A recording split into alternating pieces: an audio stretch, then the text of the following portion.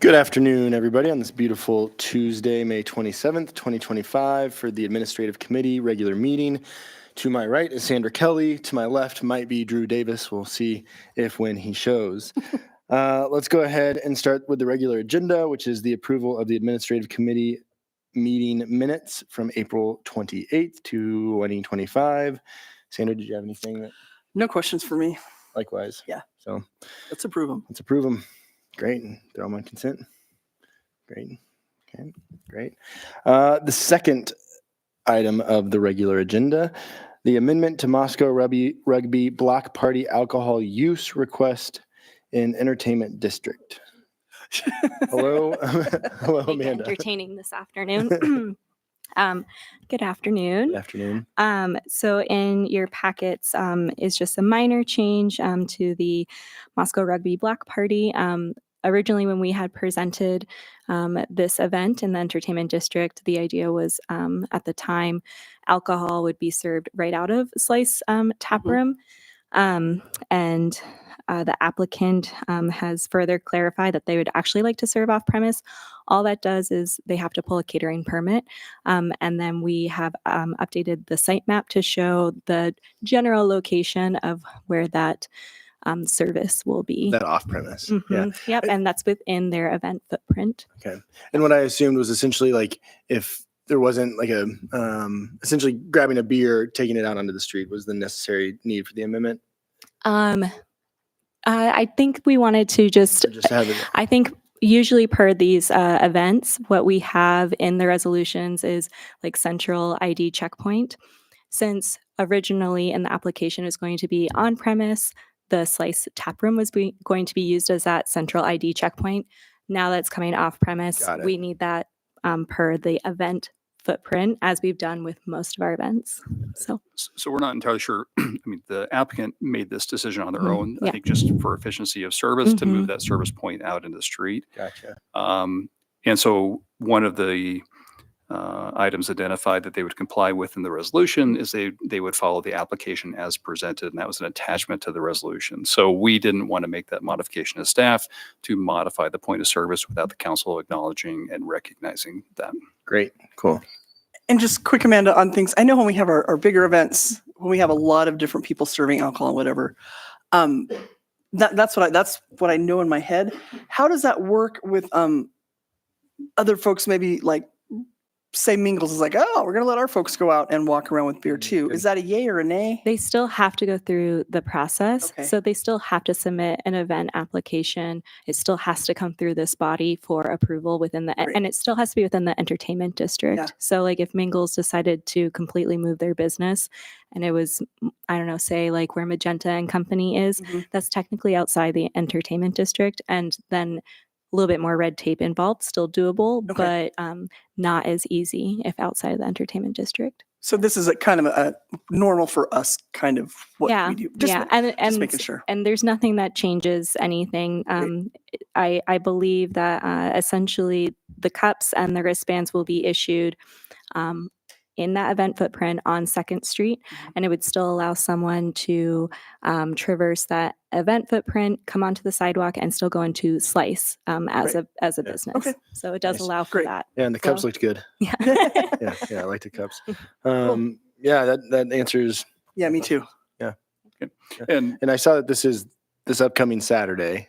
it Yes. is. And so it'll be kind of retroactively approved by the council on consent on June 2nd, but we want to make sure the council was aware Yep. because of this change that was different than what was presented to you at the time that you approved the resolution. Cool. Yep, no, Yeah. I'm good with that. Yeah, Great. likewise. All right. Thank you. Thank you, you. Amanda. And yeah, throw that on. Awesome. Yeah, have a great block party this weekend. Yeah. Yeah. Yeah, hope it goes well. I was thinking I missed it, so I'm really glad that I didn't. I was like, oh, yeah. I plan to. Yeah. Item number 3, task order number 9, Palouse Basin Alternative Water Supply Project with Tyler. Hello, Tyler. Hi, good afternoon. Afternoon. Always excited to bring progress on this project before the council. I know you've all heard about this many, many, many times, and it's been worked on for many, many, many decades in our community. And this is a next and very significant step in the process of securing the water future for the Palouse.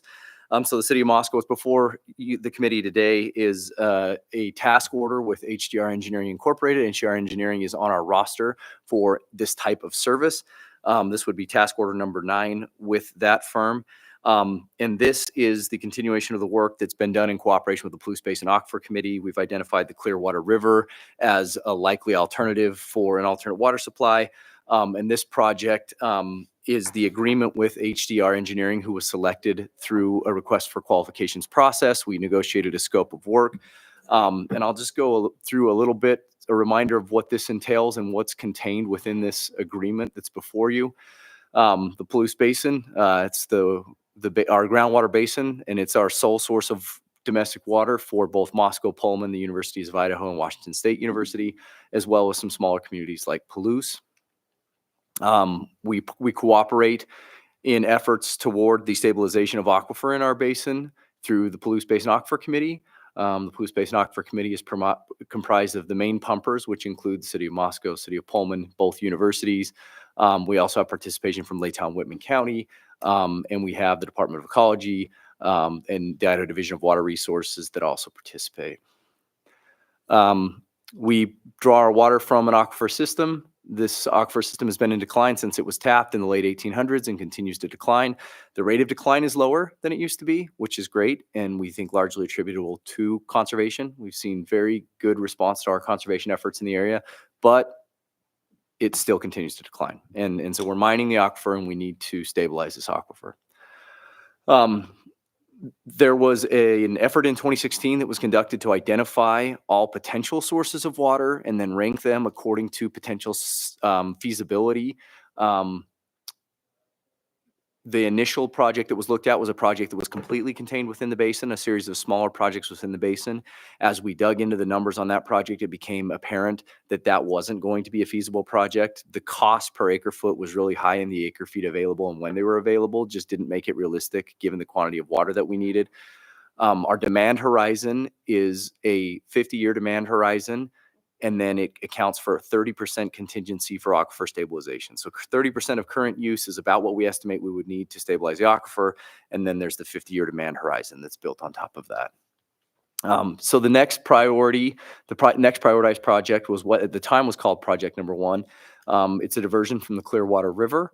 And so this would divert water from somewhere along the Clearwater River and pump it up into the Moscow-Pullman area, where it would be treated and then would either be used as direct potable use, pumped right into the system, or potentially as aquifer recharge, water going back into the aquifer, and then we keep our current withdrawal systems from the aquifer. And so, Can I ask a question? oh, please, yeah, please Is do. that, I mean, is that still an ongoing, clearly, like, this is all large scope things, right? But like, is that still an ongoing conversation of which would be more efficient or more preferred, or just, and it's just kind of like wait and see? This project takes yeah. the preliminary look at that. Awesome. And then that will be further explored, but included in this project, it's going to determine, takes a preliminary look at the geology, at the layers, where you might inject, what that might mean, what the cost estimation is between the direct potable use, what the legal considerations might need to be for taking water across the state line. Gotcha. And so this will take a preliminary look at that as part of this scope. Sweet. So HDR Engineering Services was selected. The scope of services was negotiated. The project total $335,841. Of that, you may recall, we entered into an agreement in February with the Water Resource Board for $182,500. The Water Resource Board met here in Moscow last week, and they're really pleased with the progress on this, and we were able to express our appreciation for their continued support of our work here in the basin. At the Palouse Basin Aquifer Committee May meeting, they committed up to $187,000 for this project, and what that includes is the $153,000-ish that will be required to meet the total scope, and then an additional 10% contingency of the entire project cost. And so that gives us that flexibility for getting through the project. And there's a 12-month timeline anticipated for the work on this. The project has 4 major components. The first is water supply assessment. And so that will be assessing the water availability, looking at seasonal, looking at long-term variation, looking at climate impacts. Is the water that we think going to be there, and can we get it? And then determining an optimal point of diversion. If you think about that river valley, there's actually pretty limited points of diversion. There's a lot of diversions on that river between the city of Lewiston Orchards Irrigation District. But it's pretty narrow and the highway's right there. And so that is certainly a consideration. And then, as I mentioned, assessed impacts of climate variation, weather condition on supply. We have to look at things like we're starting to see less snowpack, and the snowpack that we do see is coming down quicker, and we're starting to see a trend toward more rain. And so we've got about the same amount of precipitation, but it's coming differently in recent years. And so taking a look at those and then having the prognostication to say what might that impact be if those trends continue. What about also like guide services and fishing and treaty rights with fish and Well, there's a whole regulatory component that I'll get into, and I'll Okay. hit on a lot of that. So there's conceptual design is the next part of this project. So this will look at the intake, pumping, treatment required, conveyance. We're talking really high PS pipe bringing this up. We're probably looking at a series of pump stations, probably 4 to 5 pump stations, 250 PSI. Water in our system, we really try to maintain at 100 PSI or lower. So this is really high PSI systems bringing water up a really dramatic grade. And identify property acquisitions and easements that might be necessary, and then evaluate, as we've talked about, the direct use versus aquifer recharge. And then obviously, big question, what's it going to cost? We all are very interested in that. This is the part that I'd alluded to, Councilor Kelly, regulatory permitting and assessment. We need to identify all this as part of the scope of this. It's to identify all the regulatory requirements, and that includes permitting, local, federal, and tribal considerations. And so that will be things like fisheries, things like the Army Corps of Engineers, what sort of environmental document would need to be prepared, checking against the endangered species list, all of the different hurdles that we're going to have to clear if we want to move forward with application for water right and ultimately pursue a project. Well, I mean, I'm also really thinking about guide services, right? That aren't necessarily federally regulated. I mean, they are in different ways, but Mhm. how can that possibly disrupt what they're doing? I know there are a lot of folks that depend on that in a lot of different ways. We have, so the flows that we are looking at versus the flow of that river are really, really, really low. So at the minimum stream flow, which is 2,000 CFS, what we would be proposing to pull out is less than 1/4%. How about construction though? It- Like, is there going to be it a lot won't. of disruption to No. the river? No, flow no, no, construction? no. Okay. With this type of project, you have some work that goes right at the river bank, hmm which is the in water, and it's literally right at the Great. bank, and then everything else is out of bank. Great. We won't be in the river. Thank you. And then consult with all regulatory agencies and key stakeholders early and often. That's something that we're really committed to. You've done a good job with. We've Yeah. been really trying to not. Previous efforts have really fallen victim to a lack of good involvement. We want to make sure that we're continuing to do that. And so ultimately, if all of those hurdles are cleared, we want to do this in a very thoughtful way so that we don't put a lot of money and effort into something and then be like, oh, well, there was a poison pill. That wasn't going to work. We'll ultimately prepare a water right application. That's the ultimate outcome of this, is we'd like to be Yeah. ready to submit a water right application. The stakeholder engagement, which is critically important. We want to conduct outreach with stakeholders, including our public agencies, community groups, affected parties, collaborate with the Nez Perce tribe and respect their water rights and their cultural values. We've had good coordination. We've been to the Tribal Executive Council twice for formal presentations. Their water manager sits on our technical advisory committee and also participated in the RFP analysis and selection for this process. And so they've been good partners as we've worked through this. So with that, we're asking that the committee recommend for approval task order number 9 with HDR Engineering so that we can continue this work. And with that, I'd be happy to try and answer any questions you might have. Well, go ahead. All right. So, yeah, I'm fine recommending this, but I do have a couple more questions. And that is, I know when I was on PBAC, right when I was coming off and going to other commissions, there was some concern and talk. I'm guessing we don't know answers yet, but about, is this actually going to break up PBAC because it's more of an Idaho thing and Washington may have to go out on their own? Is that still an issue? a talk? The scope that is being utilized for this project is the projections for the needs of the basin, not just for the state of Idaho side. And so the PBAC funding obviously includes funding from the Mhm. Washington entities. And we've kept the Department of Ecology and the necessary Washington regulatory agencies involved in this conversation. So at this point, the hope is that we will be creating a basin solution for a basin problem, and Yeah. all users in the basin will participate in that solution. And then kind of as a follow-up, I think I'm done after that. Oh, you're good. You're good. With a lot of uncertainty on where funding is coming from, both from like the State Board of Education and then the Washington side, I would just love a general idea of how PBAC is feeling, knowing that money may be coming in from both universities. Can they count on that? You know, in an interesting way, I think that if we're able to identify a feasible solution that actually the financing, while I don't want to underplay and underscore how important that is, there are programs that are intended to finance large infrastructure projects like this, both on the state and the federal level. And we've received a lot of encouragement from the Water Resource Board, which is the Idaho funding mechanism for large scale projects like this. In addition to federal programs like WIFIA that are intended for large scale water projects. So I think that if we are able to find a feasible project that seems to have a reasonable cost per acre foot, that we'll be able to put a funding package together. Okay. And I think Sandra's questions actually just lead more broadly to my very more open-ended question, just for reminder's sake and for all the viewing public at home. How is PBAC primarily funded from all those 8 organizations or 8 entities that were on the screen a few slides ago? If you could just give a broad overview again, I Sure. think that'd be helpful. We have basically a 2-tiered funding system in PBAC. All of the major pumping entities, the entities that own water systems, and so it's the universities and the cities, contribute a larger amount, and then both of the counties contribute a smaller amount. We've had historically some far smaller voluntary contributions from the small cities like Palouse. But that's the funding mechanism. It is funded locally by the local entities.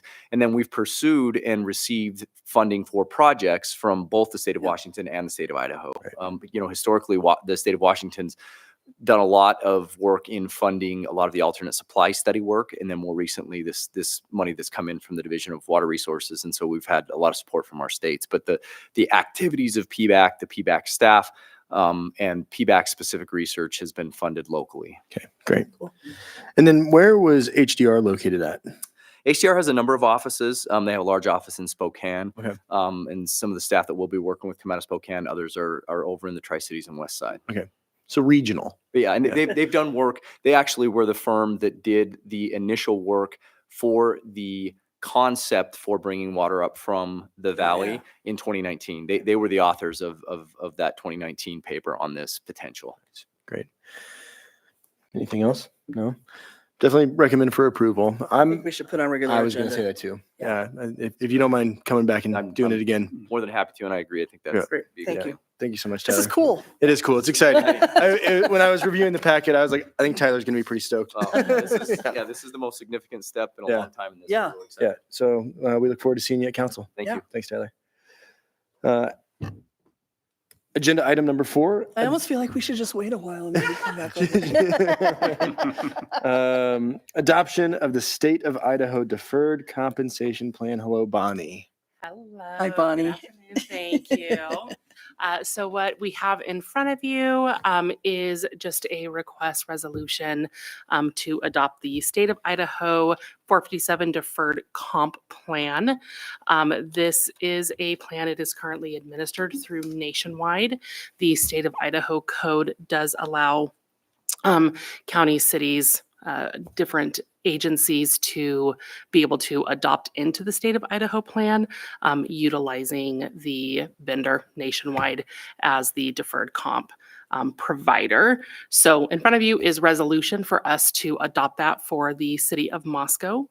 We currently utilize Mission Square for our deferred comp. And our deferred comp plan is fully employee funded. So it is a voluntary deferred comp plan, and it is fully funded. All fees are taken on by the employee. So similar to the State of Idaho plan, it also is an employee can feed into that. The differences between Mission Square and the state of Idaho is that we are able to have access to a lower fee. So our employees have a lower fee for administration. I think the state of Idaho administrative fees are like 0.11%. Mission Square is currently at 0.55%. So again, they'd be able to see a little bit of a slight decrease in administrative funds as well as a decrease in just overall fund fees for the monies that they're contributing into it. Another thing with the state of Idaho plan is that they offer an initial incentive for individuals to enroll in that plan. Individuals that contribute 3% get a one-time $100. Those that contribute 5% can get $200. But that is more than they currently Sure. get through the deferred comp plan. So with that, in order for us to move forward, we just need to adopt the resolution to do so and then be able to work with Nationwide. One of the things that we have talked about is in terms of kind of the transition and how we would utilize either both plans or what we would do. The plan at this time would be that if approved for adoption, we would over the next 12 months then transition those in Mission Square over to the state of Idaho plan. Nationwide does all the work for us. They also will be set up to come and do presentations once we kind of have everything in order and we're ready to move forward. They handle all of the employee communication, all of the training, all of the things, and they will work individually with each individual that wants to move their funds from Mission Square to the state of Idaho plan. Individuals that choose to not move, that certainly is at their discretion because they can continue to do deferred comp on their own. It just wouldn't be utilized through our payroll. So there would no longer be payroll deduct for Mission Square, since we would be moving to payroll deduct for state of Idaho if we move forward. And I'm sorry if this was in our packet when I was kind of sifting through it. When do you hope to have that transition completely finished or at least offered? The hope is that we'd be able just to move forward as soon as we're able to adopt.